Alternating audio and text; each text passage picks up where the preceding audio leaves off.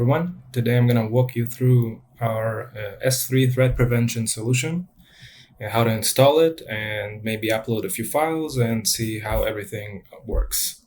So first things first, the installation process is pretty easy. You just go to the settings in X-Ray and choose collaboration.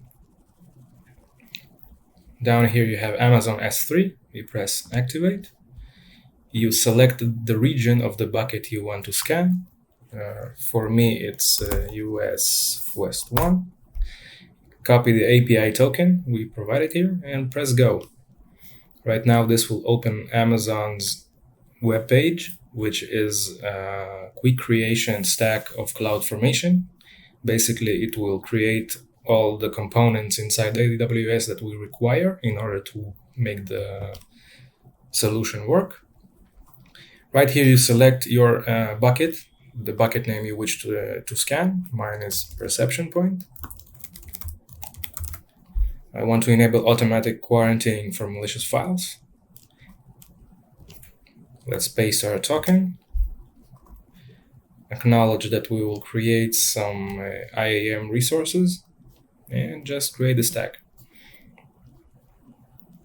Let's close that. Now it will begin to create all the components. It will take 15 to 20 minutes, depending on which region you choose. And let me just pause the video here and we will resume when we complete it. Okay, so the installation is now complete. You see everything was created successfully. The installation took about 5 minutes in this region. And what's left now is go to our S3 bucket and upload some files and see the scanning. Right, let me choose some files here. Some of them will be malicious, some won't be.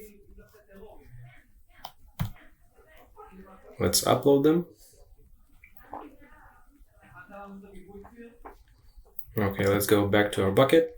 We can see the files over here. And let's wait a few seconds and see that some of them will disappear.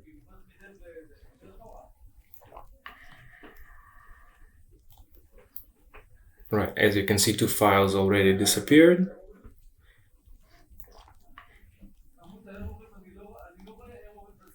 And another one. Okay, so let's go to our quarantine bucket and see the files. Let's choose, for instance, this one. And scroll down, and we've got some tags here. And you can see the original file path, the scan ID if you want to go to the X-ray later and see more detailed information. And you have the scanning time. And that's it. Let's go to X-ray now. Okay, so let's refresh.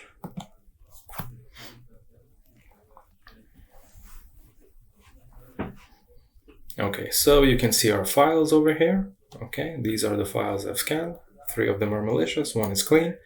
And right now I've noticed that this file over here actually should be clean. So I'm gonna go and change the verdict